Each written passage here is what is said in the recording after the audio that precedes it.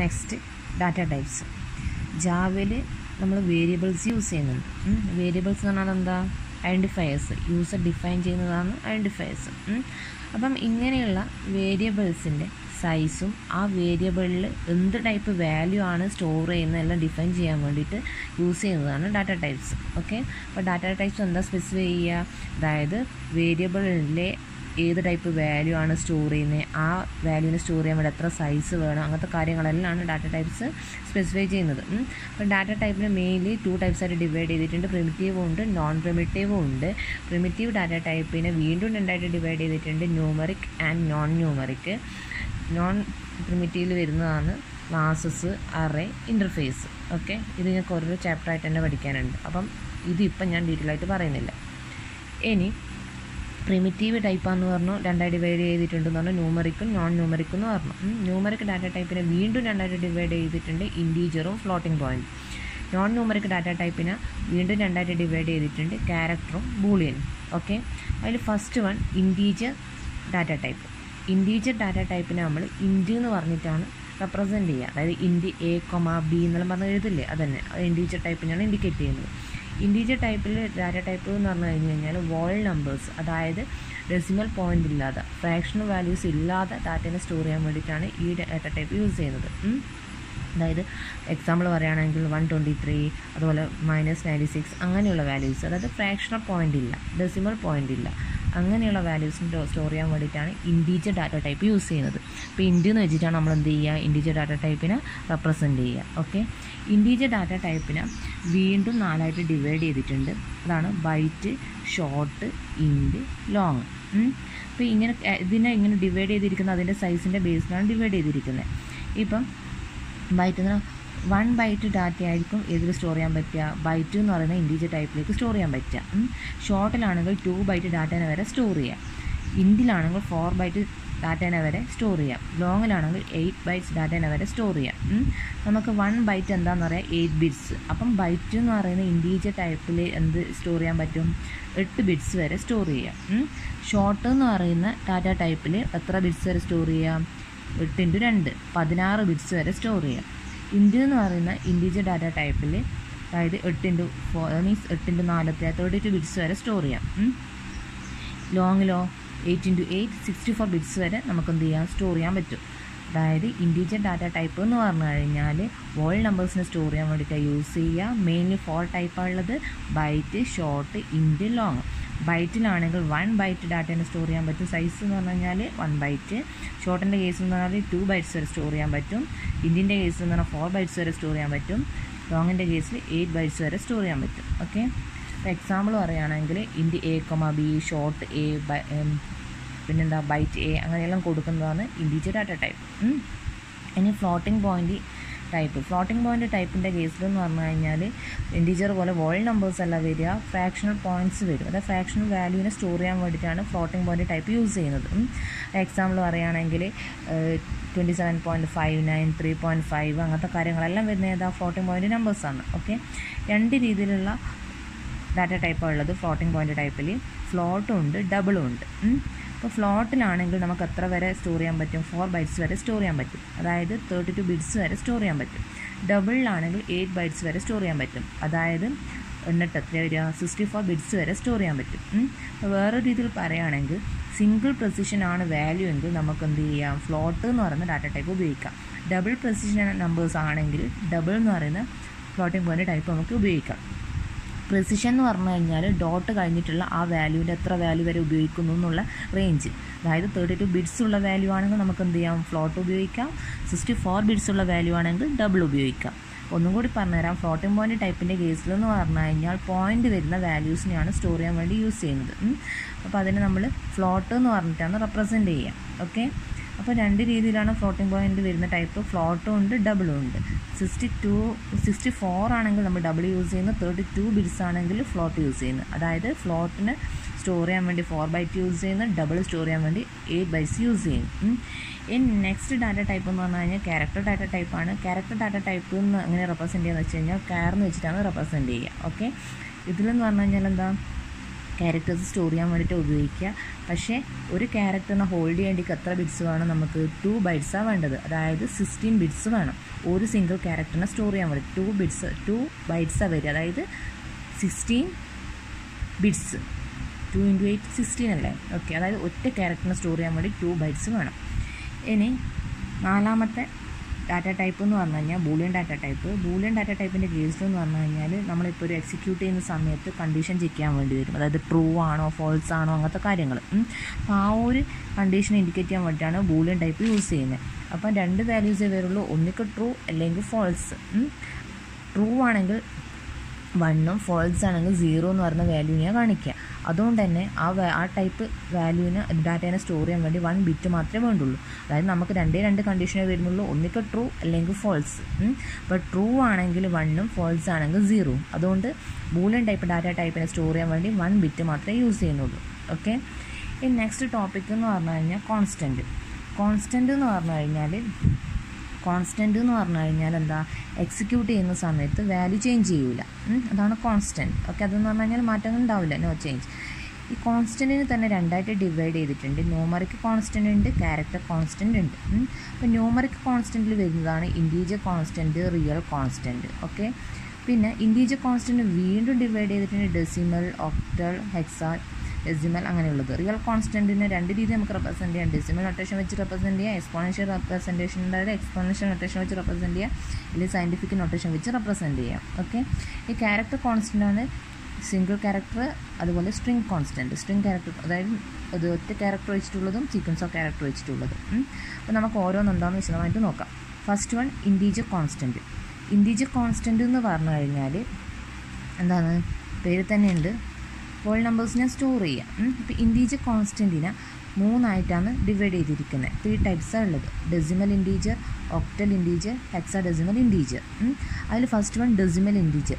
Decimal ഇൻറ്റീജറിൻ്റെ കേസിൽ എന്ന് പറഞ്ഞു കഴിഞ്ഞാൽ നമ്മൾ യൂസ് ചെയ്യുന്ന വാല്യൂസ് എന്ന് പറഞ്ഞു കഴിഞ്ഞാൽ 0 മുതൽ 9 വരെയുള്ള വാല്യൂസ് മാത്രമേ യൂസ് ചെയ്യുള്ളൂ.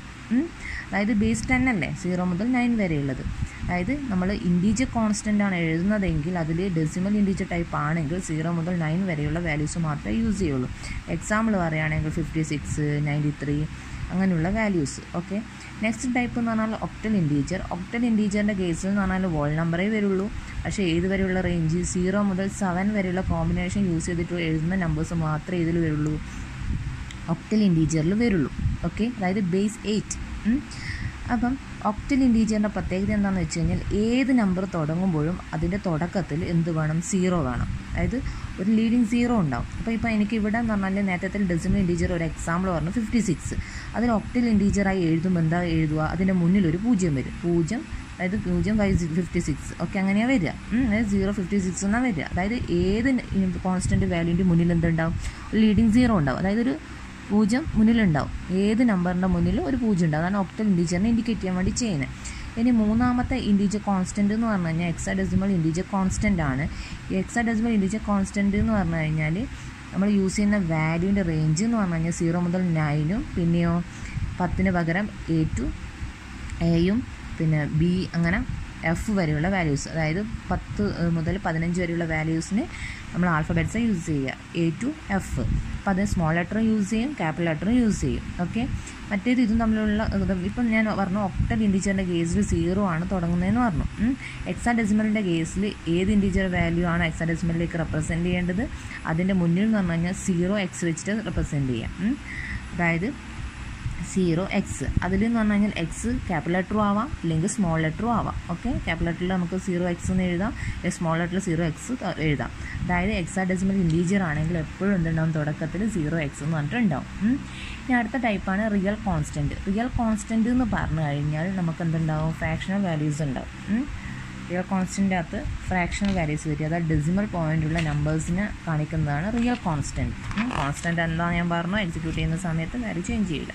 അപ്പോൾ നമുക്ക് 2 രീതിയിൽ റിയൽ കോൺസ്റ്റൻറ്റ് റെപ്രസെൻറ്റ് ചെയ്യാം. ഡെസിമൽ നൊട്ടേഷൻ വെച്ചിട്ട് റെപ്രസെൻറ്റ് ചെയ്യാം, എക്സ്പോണൻഷ്യൽ നൊട്ടേഷൻ വെച്ചിട്ട് റെപ്രസെൻറ്റ് ചെയ്യാം. അപ്പോൾ ഇവിടെ കൊടുത്തിരിക്കുന്ന എന്താ? ഒരു റിയൽ കോൺസ്റ്റൻറ്റാണ്. എന്തുണ്ട്? ഇതിൽ ഫ്രാക്ഷണൽ പോയിൻ്റ് ഉണ്ട് ഇല്ലേ? ഡെസിമൽ പോയിൻ്റ് ഉണ്ട്. അപ്പം ഒരു എക്സാമ്പിൾ നോക്കുക. ഡെസിമൽ നൊട്ടേഷനാണ് ഇവിടെ കാണിച്ചിരിക്കുന്നത്. 2 രീതിയിൽ റിയൽ കോൺസ്റ്റൻറ്റ് റെപ്രസെൻറ്റ് ചെയ്യാം. ഡെസിമൽ നൊട്ടേഷൻ, രണ്ടാമത്തത് എക്സ്പോണൻഷ്യൽ നൊട്ടേഷൻ. ഈ ഫസ്റ്റ് എക്സാമ്പിളിൽ എന്ന് പറഞ്ഞു കഴിഞ്ഞാൽ ഡെസിമൽ നൊട്ടേഷനാണ് കാണിച്ചിരിക്കുന്നത്. 215.65. ഇപ്പോൾ ഇതിന് നമുക്ക് എക്സ്പോണൻഷ്യലിൽ റെപ്രസെൻറ്റ് ചെയ്യാം. നിങ്ങൾ പണ്ട് പഠിച്ചിട്ടുണ്ടാവും. ഈ പോയിൻ്റ് ഇങ്ങോട്ട് ലെഫ്റ്റ് സൈഡിലേക്കാണ് മൂവ് ചെയ്യുന്നതെങ്കിൽ അതിനനുസരിച്ച് 10 ഇൻറ്റു ചെയ്ത് കൊടുക്കുക ചെയ്യാം. ഇപ്പോൾ റൈറ്റ് സൈഡിലേക്കാണ് മൂവ് ചെയ്യുന്നതെങ്കിൽ ഡിവൈഡ് 10 ചെയ്യുക. ഇപ്പോൾ എനിക്ക് ഈ പോയിൻറ്റിനെ ഒരു പൊസിഷനിലേക്ക് മൂവ് ചെയ്യിപ്പിക്കേണ്ടത് എന്താ ചെയ്യുക? 21.5 ഇൻറ്റു 21.565 ഇൻറ്റു 10⁻1 എന്ന് പറഞ്ഞ് കൊടുക്കും. എനിക്കിപ്പോൾ 2 പൊസിഷൻ കഴിച്ച് ഇവിടെ 2 പോയിൻ്റ് എന്ന് പറഞ്ഞിട്ടാൽ വരേണ്ടതെന്ന് വിചാരിക്കുക.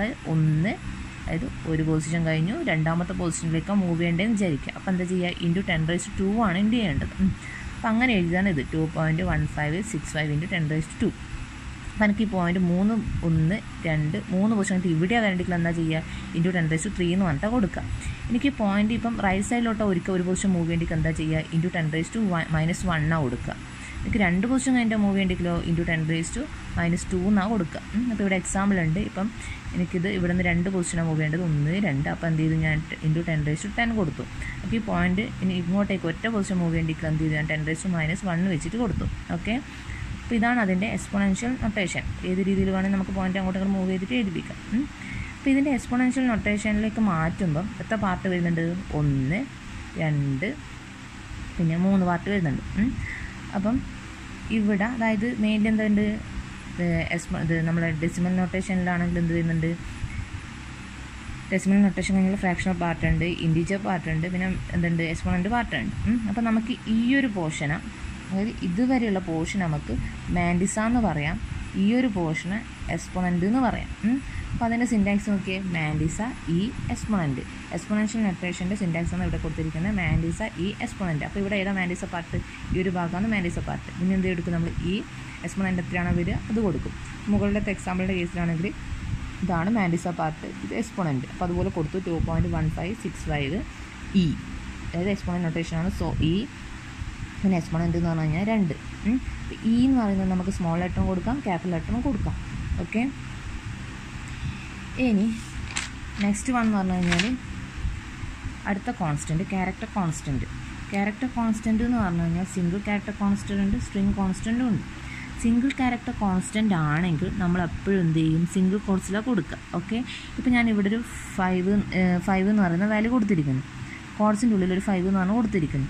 ഇതെന്ന് പറഞ്ഞാൽ ഇൻറ്റീജറിനെ ഇൻഡിക്കേറ്റ് ചെയ്യുന്ന, ഇൻറ്റീജർ കോൺസ്റ്റൻറ്റ് ഇൻഡിക്കേറ്റ് ചെയ്യുന്ന, ഇതെന്ന് പറഞ്ഞാൽ ക്യാരക്ടർ കോൺസ്റ്റൻറ്റിനെ ഇൻഡിക്കേറ്റ് ചെയ്യുന്നത്. എന്തുകൊണ്ട്?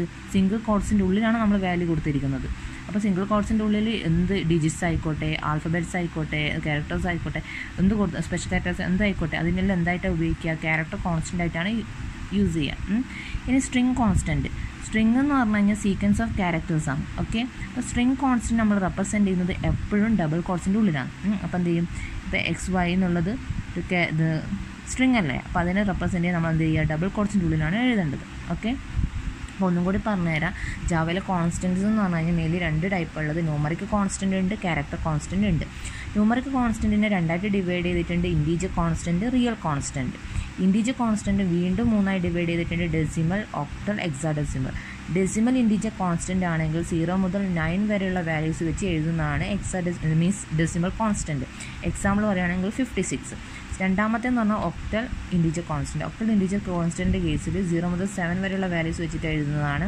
എക്സാമ്പിൾ പറയുകയാണെങ്കിൽ 056. എന്തുകൊണ്ട് 0 എന്ന് പറഞ്ഞു കഴിഞ്ഞാൽ ഒക്ടൽ ഇൻറ്റീജർ കോൺസ്റ്റൻ്റ് ആണെങ്കിൽ എന്ത് വാല്യൂ എഴുതുമ്പോഴും അതിൻ്റെ മുന്നിൽ എന്തുണ്ടാവും? 0 വേണം. ഓക്കെ, അതായത് ലീഡിങ് 0 ഉണ്ടാവും.